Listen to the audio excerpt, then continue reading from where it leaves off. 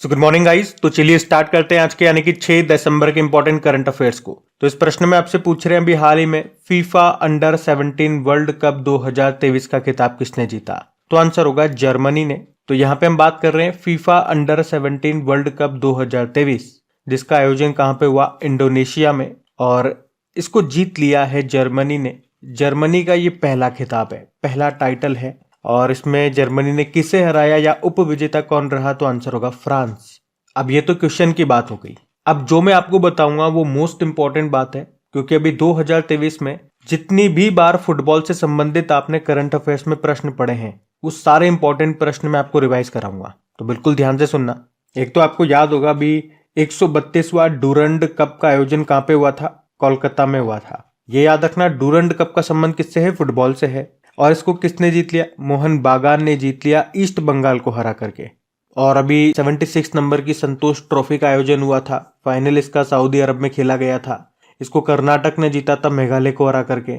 एक inter continental football cup, ये इसका आयोजन कहाँ पे हुआ था, भुवनेश्वर में हुआ था। इसको जीता था भारत ने, लेबनान को हराया था। एक 2023 फीफा अंडर 20 वर्ल्ड कप का आयोजन ये अर्जेंटीना में हुआ था, तो उरुग्वे ने जीता था, इटली को हराया था। और 2023 में ही फीफा महिला विश्व कप का आयोजन ये ऑस्ट्रेलिया और न्यूजीलैंड में हुआ था। स्पेन ने जीता इसको, इंग्लैंड को हराया। और इसका मैस्कॉट शुभंकर क्या था, तजुनी था, जो रिप्रेजेंट करता है पेंगुइन को। और अभी 2022 में जो फीफा मेंस वर्ल्ड कप का आयोजन हुआ था, 22वां संस्करण था, कतर में हुआ था, जिसका शुभंकर था लाइब।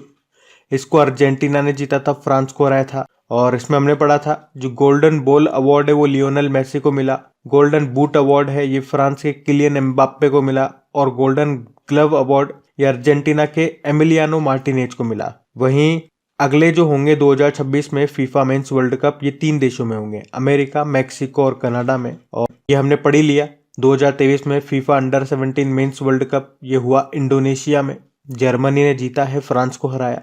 और एक आपको याद होगा south Asian football federation under 16 championship 2023 जिसका आयोजन भूटान में हुआ था, इसको भारत ने जीता था, बांग्लादेश को हराया था। और ऐसा ही एक और प्रश्न बन सकता है, south Asian football federation under 19 championship 2023 जो कि नेपाल में हुआ था, उसको भी भारत ने जीता था, लेकिन वहां पे भारत ने पाकिस्तान को हराया था।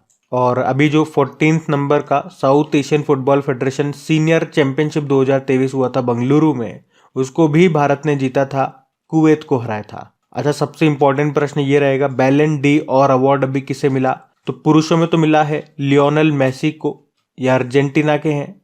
और महिलाओं में मिला है एटाना बोनमाटी को, ये स्पेन की है। और अगर आपसे पूछे ना कि 2034 में जो फीफा वर्ल्ड कप होंगे वो कहाँ पे होंगे, तो याद रखना वो सऊदी अरब में होंगे। फुटबॉल से संबंधित कुछ कप्स एंड ट्रॉफीज होते हैं, जैसे कि रोवर्स कप हो गया, संतोष ट्रॉफी हो गया, सुब्रतो कप हो गया, डूरंड कप हो गया, आशुतोष कप हो गया, मर्डेगा कप हो गया। इन सब का संबंध फुटबॉल से है। एक फुटबॉल टीम में कितने प्लेयर होते हैं, 11 होते हैं। देखो, फुटबॉल की बात आएगी, फीफा को याद रखना। फीफा स्थापना होती है 1904 में, हेडक्वार्टर है ज्यूरिख स्विट्जरलैंड में, और प्रेसिडेंट है गियानी इन्फेनिटो। तो इस एक प्रश्न में मैंने आपको फुटबॉल से संबंधित जितने भी इंपॉर्टेंट प्रश्न हमने 2023 में पढ़े पूरे साल भर में, वो सारे आपको रिवाइज करा दिए।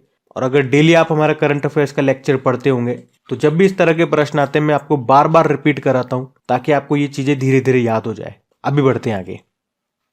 फिर बताओ, हाल ही में भारतीय नौसेना को सौंपे गए पहले सर्वेक्षण पोत का नाम क्या है, तो आंसर होगा संध्याक। तो garden rich ship builders and engineers Kolkata में बनाए जा रहे 4 सर्वेक्षण पोत में से ये पहला है, जिसका नाम संध्याक है। और इसे अभी भारतीय नौसेना को सौंप दिया गया है। संध्याक जहाज ये 110 मीटर लंबा है, आप कह सकते हो ये भारत का अब तक का सबसे लंबा सर्वेक्षण पोत है। तो 2-3 पॉइंट हैं जो आपको ध्यान रखने हैं कि अभी जो 4 सर्वेक्षण पोत को बनाया जा रहा है, कौन बना रहा है, पहले तो याद रखना garden rich ship builders and engineers Kolkata इसे बना रहा है। और इन चारों में से पहला अभी लॉन्च हो चुका है, मतलब भारतीय नौसेना को सौंप दिया बना करके। उसका नाम क्या है, उसका नाम संध्याक है। अच्छा, इसी तरह से कुछ पॉइंट्स मैं आपको रिवाइज कराऊंगा। आपने कई बार पढ़ा होगा प्रोजेक्ट 15B में भारतीय नौसेना के लिए 4 स्टील्थ गाइडेड मिसाइल डेस्ट्रॉयर तैयार होने हैं। उन चारों के नाम क्या है, INS Visakhapatnam, INS Mormugao, INS Imphal और आईएनएस सूरत। और इनका निर्माण किसने किया? Mazagon dock ship builders limited Mumbai ने। और एक प्रोजेक्ट 15A की बात हमने की थी, उसमें 3 जहाज बनाए थे, आईएनएस कोलकाता, आईएनएस कोच्चि और आईएनएस चेन्नई। एक प्रोजेक्ट 75 आपने पढ़ा होगा, इसमें 6 स्कॉर्पियन क्लास की सबमरीन्स बनाई गई और उनके नाम है INS Kalvari, INS Khanderi, INS Karanj, INS Vela, INS Vagir और आईएनएस वागशेर। ये मैंने आपको एक साथ बता दिए, आपने अलग अलग कई बार पढ़े होंगे, आप कंफ्यूज न हो इसलिए मैंने सारा बता दिया आपको। प्रोजेक्ट 15 भी बता दिया, प्रोजेक्ट 15A बता दिया और प्रोजेक्ट 75 बता दिया। अब आप कंफ्यूज नहीं होंगे। अच्छा, वैसे भारतीय नौसेना की बात आई है तो अभी 2-3 पॉइंट याद रखना। भारतीय नौसेना दिवस हमने मनाया अभी 4 दिसंबर को। समारोह का आयोजन कहाँ पे किया गया था? महाराष्ट्र के सिंधुदुर्ग किले में। और इसी मौके पर मोदी जी ने जो राजकोट किला है वहां पे छत्रपति शिवाजी महाराज की प्रतिमा का, स्टैचू का अनावरण भी किया था। 2-3 पॉइंट भी याद रखना। और हमारे नेवल चीफ कौन है? आर हरिकुमार है। बढ़ते आगे। चलो फिर बताओ, अभी हाल ही में 82वां भारतीय सड़क कांग्रेस का आयोजन ये कहां पे किया गया? तो आंसर होगा गांधीनगर, गुजरात में। तो 82 नंबर का भारतीय सड़क कांग्रेस 2023 का आयोजन ये भी 2 से लेके 5 दिसंबर 2023 तक किया गया। कहां पे? गुजरात के गांधीनगर में। इस सम्मेलन में सड़क दुर्घटनाओं को रोकने और सड़क निर्माण की नई टेक्नोलॉजीज पर चर्चा की गई। इससे पहले जो 81वें नंबर का भारतीय सड़क कांग्रेस का आयोजन हुआ था वो उत्तर प्रदेश के लखनऊ में हुआ था। आप जानते ही हो हमारे सड़क व राजमार्ग मंत्री कौन है? नितिन गडकरी हैं। अच्छा, वैसे समिट वाला प्रश्न है तो 2023 की कुछ इंपॉर्टेंट समिट्स में आपको एक बार फिर से रिवाइज कराऊंगा। जैसे कि आपको याद होगा हमारे वाइस प्रेसिडेंट हैं जगदीप धनखड़ जी, इन्होंने अभी बांध सुरक्षा पर अंतर्राष्ट्रीय सम्मेलन का उद्घाटन किया जयपुर में। फूड एग्रीकल्चर ऑर्गेनाइजेशन ने किसानों के अधिकारों पर पहली वैश्विक संगोष्ठी का आयोजन किया भारत में, नई दिल्ली में। और 12वां विश्व हिंदी सम्मेलन का आयोजन ये हुआ फिजी देश में। 3रा विश्व हिंदू सम्मेलन का आयोजन हुआ बैंकॉक में। और दिसंबर 2023 में भारत अंतर्राष्ट्रीय कपास सलाहकार समिति की 81वीं पूर्ण बैठक की मेजबानी की भारत ने। 5वां विश्व कॉफी सम्मेलन का आयोजन हुआ भारत में, भारत के बंगलुरु में। पहली बार हुआ ये भारत में। और इसमें ब्रांड एम्बेसडर बनाए गए थे रोहन बोपन्ना। इनका संबंध टेनिस खेल से है। और अभी संयुक्त राष्ट्र का पहला जल सम्मेलन हुआ न्यूयॉर्क में। दुनिया की पहली मानव रोबोट प्रेस कॉन्फ्रेंस का आयोजन हुआ जिनेवा, स्विट्जरलैंड में। और इंडिया मोबाइल कांग्रेस का आयोजन ये अभी हुआ था नई दिल्ली में, 7वां संस्करण था। जबकि खाद्य सुरक्षा नियामकों के वैश्विक शिखर सम्मेलन का आयोजन हुआ था भारत में। तो ये 2023 में टॉप 10 समिट्स का रिवीजन मैंने आपको कराया, इनको ध्यान रखना। अगला प्रश्न देखते हैं। फिर बताओ, अभी हाल ही में विश्व मृदा दिवस, वर्ल्ड सॉइल डे कब मनाया गया? तो आंसर होगा 5 दिसंबर को। तो हर साल स्वस्थ मिट्टी के महत्व पर ध्यान केंद्रित करने और मिट्टी संसाधनों के टिकाऊ प्रबंधन की वकालत करने के लिए हर साल 5 दिसंबर को वर्ल्ड सॉइल डे के रूप में मनाया जाता है। और थीम क्या है इसकी? मिट्टी और पानी, जीवन का एक स्रोत। वैसे 5 दिसंबर को याद रखना अंतर्राष्ट्रीय स्वयंसेवक दिवस, इंटरनेशनल वॉलेंटियर्स डे के रूप में भी मनाया जाता है, जिसकी थीम है सामूहिक कार्रवाई की शक्ति, यानी कि the power of collective action if everyone did. और मिट्टी से आपको याद आएगा, अभी मिट्टी में सल्फर की कमी को दूर करने के लिए प्रधानमंत्री नरेंद्र मोदी ने राजस्थान के सीकर में यूरिया गोल्ड को लॉन्च किया था। और एक डे और होता है मिट्टी से संबंधित, उसे हम कहते हैं मृदा स्वास्थ्य कार्ड दिवस, सॉइल हेल्थ कार्ड डे। वो हम 19 फरवरी को मनाते हैं। 19 फरवरी को क्यों? क्योंकि प्रधानमंत्री नरेंद्र मोदी ने 19 फरवरी 2015 को राजस्थान के गंगानगर जिले के सूरतगढ़ से राष्ट्रीय मृदा स्वास्थ्य कार्ड योजना को शुरू किया था, इसीलिए। अब डे वाला प्रश्न है, इसमें मैंने आपको काफी सारी जानकारी दे दी, लेकिन अब दिसंबर में जो जो डेज हमने मनाए वो सारे मैं आपको रिवाइज कराऊंगा, ध्यान से सुनना। जैसे कि अभी 1 दिसंबर को वर्ल्ड एड्स डे मनाया, बीएसएफ ने अपना स्थापना दिवस भी मनाया था 59 नंबर का। 2 दिसंबर को एक तो नेशनल पॉल्यूशन कंट्रोल डे था, वर्ल्ड कंप्यूटर लिटरेसी डे था, अंतर्राष्ट्रीय गुलामी उन्मूलन दिवस था। 3 दिसंबर को अंतर्राष्ट्रीय दिव्यांगजन दिवस मनाया। 4 दिसंबर को भारतीय नौसेना दिवस मनाया। तो ये तो दिसंबर के डेज हो गए, इनको ध्यान में रखना आप। बढ़ते हैं आगे। फिर बताइए, अभी हाल ही में नौसेना स्टाफ के नए उप प्रमुख के रूप में अभी किसे नियुक्त किया गया? तो आंसर होगा दिनेश त्रिपाठी को। तो वाइस एडमिरल दिनेश त्रिपाठी को अभी भारतीय नौसेना के नौसेना स्टाफ के नए उप प्रमुख के रूप में नियुक्त किया गया है। वे किनका स्थान लेंगे? संजय जसजीत सिंह का। और आपको बताइए नौसेना प्रमुख हमारे कौन है? आर हरि कुमार है। बाकी अभी इंद्रमणि पांडे का नाम इंपॉर्टेंट है क्योंकि बिम्स्टेक के महासचिव बने थे, सेक्रेटरी जनरल, और इस पद पर आने वाले पहले भारतीय है ये। और एक इंद्रसेना रेड्डी नल्लू के बारे में आपने पढ़ा था, त्रिपुरा के गवर्नर बने अभी, और उन्हीं के साथ रघुवर दास ये भी उड़ीसा के गवर्नर बने थे। ये भी करंट अफेयर्स के हैं, बिल्कुल लेटेस्ट, इनको ध्यान में रखना। बढ़ते हैं आगे। फिर बताओ हाल ही में चर्चा में रहा अंतरराष्ट्रीय समुद्री संगठन का मुख्यालय कहाँ पर है? तो आंसर होगा लंदन में। तो यहाँ पे हम बात कर रहे हैं इंटरनेशनल मैरीटाइम ऑर्गेनाइजेशन का हेडक्वार्टर कहाँ पर है? लंदन यूके में है। अब ये स्टैटिक प्रश्न लग रहा होगा आपको, तो ये प्रश्न मैं आपको क्यों करा रहा हूँ या ये चर्चा में क्यों रहा? तो अभी लंदन में ही इसकी 33वीं बैठक हुई है इंटरनेशनल मैरीटाइम ऑर्गेनाइजेशन की, और वहां पर भारत को अंतरराष्ट्रीय समुद्री संगठन की परिषद में 2 सालों के लिए 2024 और 2025 के लिए फिर से चुन लिया गया है। भारत श्रेणी बी, कैटेगरी बी में पुनर्निर्वाचित हुआ है, और इस कैटेगरी बी में अंतरराष्ट्रीय समुद्री व्यापार से जुड़े सर्वाधिक हित वाले 10 देश शामिल हैं। कौन कौन से? जैसे कि Australia, Brazil, Canada, France, Germany, Bharat, Netherland, Spain, Sweden और यूनाइटेड अरब अमीरात। देखो इंटरनेशनल मैरीटाइम ऑर्गेनाइजेशन की स्थापना होती है 1948 में। हेडक्वार्टर लंदन यूके में है, और इससे रिलेटेड एक डे भी होता है, इंटरनेशनल मैरीटाइम डे। वो सितंबर के लास्ट थर्सडे को होता है। एक वर्ल्ड ओशियन डे भी होता है, विश्व महासागर दिवस, वो 8 जून को होता है। अच्छा, जैसे इस प्रश्न में हमने भारत की चर्चा की, तो मैं आपको कुछ और पॉइंट्स रिवाइज कराता हूं जहां पे भारत अभी न्यूज में रहा है। जैसे कि आपको याद होगा, भारत शंघाई कोऑपरेशन ऑर्गेनाइजेशन की अध्यक्षता इस साल भारत ही कर रहा है। G20 की भी की।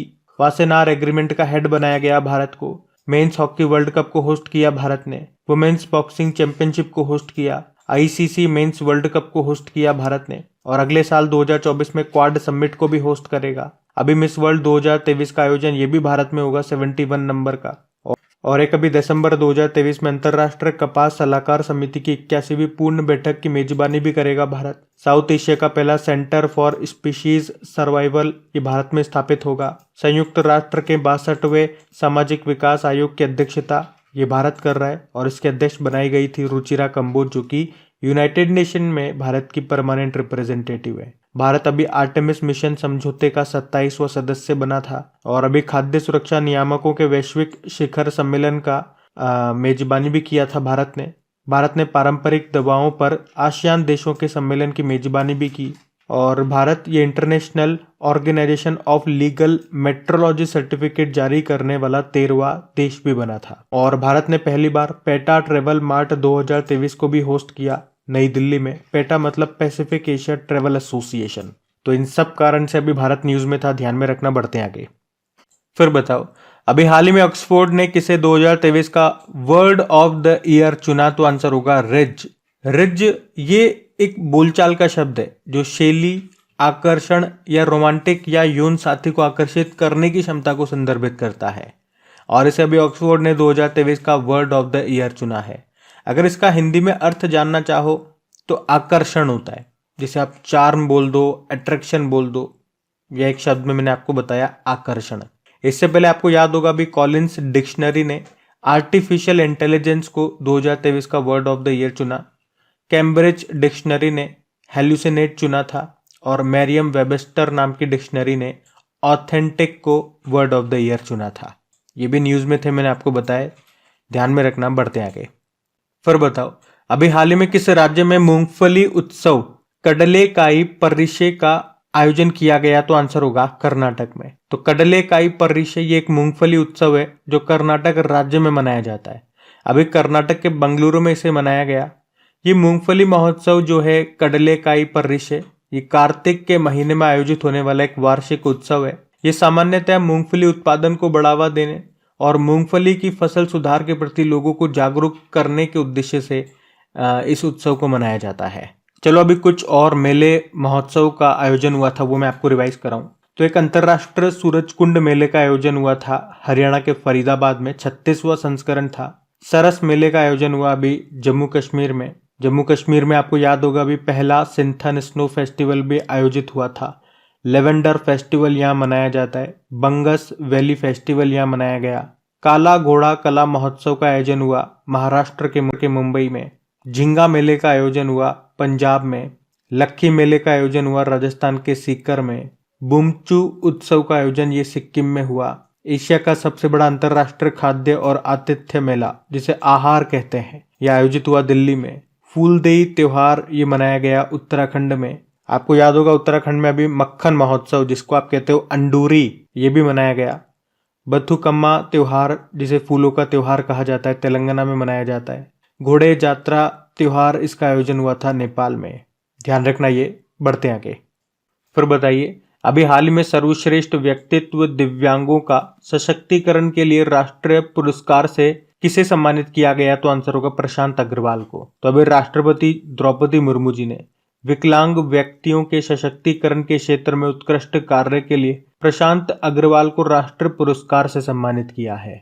अच्छा, ये CS लक्ष्मी का नाम आपने सुना होगा। ये तमिलनाडु से हैं, तमिल लेखिका हैं। इन्हें अंबाई के नाम से भी जानते हैं। अभी Tata literature life time achievement award मिला था इनको। रवि कन्नन जानते होंगे। अभी रेमन मैग्सेसे पुरस्कार 2023 ये 4 एशियाई लोगों को दिया गया है। 65th नंबर का है। इसे एशिया का नोबेल पुरस्कार भी कहा जाता है। और इन 4 एशियाई लोगों में एक भारतीय है, तो वो नाम हमारे लिए इंपॉर्टेंट है। वो यही है रवि कन्नन। ये असम के कैंसर रोग विशेषज्ञ हैं। और रामचंद्र गुहा की बात करें तो 2023 के लिए एलिजाबेथ लॉन्गफोर्ड पुरस्कार इन्होंने जीता। लेखक हैं ये, ध्यान रखना ये भी। बढ़ते आगे।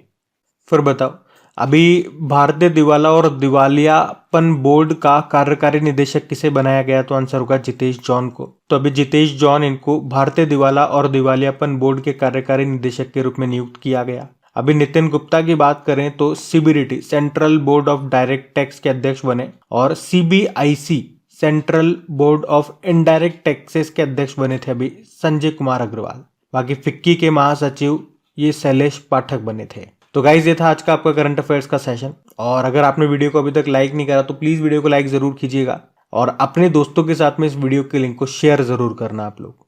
बिल्कुल वीडियो के लास्ट में आकर के मैं ये बात आपसे बोल रहा हूँ ताकि अगर आप भूल जाओ तो मैं आपको याद दिला सकूं। बाकी इनकी क्विज मिल जाएगी आपको क्रिक एग्जाम एप्लीकेशन पे। वहीं पे PDF भी मिल जाएगी। क्रिक एग्जाम एप्लीकेशन का लिंक नीचे डिस्क्रिप्शन बॉक्स में है। अभी हम कल के करंट अफेयर्स का क्विक रिवीजन करते हैं और सेशन एंड करते हैं। तो पहला प्रश्न पूछा था, विश्व का पहला पोर्टेबल अस्पताल आरोग्य मैत्री एडक्यूब का अनावरण कहाँ पे किया गया? गुरुग्राम में। 91 नंबर की इंटरपोल महासभा का आयोजन कहाँ पे किया गया? ऑस्ट्रिया में। भारत के 84वें शतरंज ग्रैंड मास्टर कौन बने? Vaishali Ramesh Babu. Syed Modi India international badminton tournament 2023 में महिला एकल का खिताब किसने जीता? नोजोमी ओकुहारा जापान की हैं। इकोनॉमिस्ट इंटेलिजेंस यूनिट ने दुनिया के सबसे महंगी शहरों की लिस्ट जारी की। उसमें टॉप पर है सिंगापुर और ज्यूरिख, ये स्विट्जरलैंड का शहर है। और ICFRI यानी कि Indian council of forestry research and education, इसकी पहली महिला निदेशक बनी है, कंचन देवी नाम है। सेंड्रा डे ओ कॉर्नर का निधन हो गया। वे किस देश के सुप्रीम कोर्ट की पहली महिला न्यायाधीश थी? USA। और अभी दिसंबर में प्रेसिडेंट कलर से किसे सम्मानित किया गया? Armed force medical college Pune को। नौसेना दिवस पर मोदी जी ने किस किले पर छत्रपति शिवाजी महाराज की प्रतिमा का अनावरण किया? राजकोट किला। और आखिरी प्रश्न था, आश्रय शेठ ने भारत की सबसे सस्ती सैनिटरी पैड वेंडिंग मशीन का आविष्कार किया। ये कहाँ के हैं? उत्तर प्रदेश। अभी कल का होमवर्क प्रश्न देखते हैं और सेशन एंड करते हैं। तो कल की वीडियो में पूछा था, राष्ट्रीय प्रत्यायन बोर्ड प्रमाण पत्र प्राप्त करने वाला देश का पहला एम्स ये कौन सा बना? तो एम्स नागपुर इसका उत्तर होगा। आप सभी ने प्रश्न का बिल्कुल सही उत्तर दिया। अब ये रहा आज का आपका होमवर्क प्रश्न।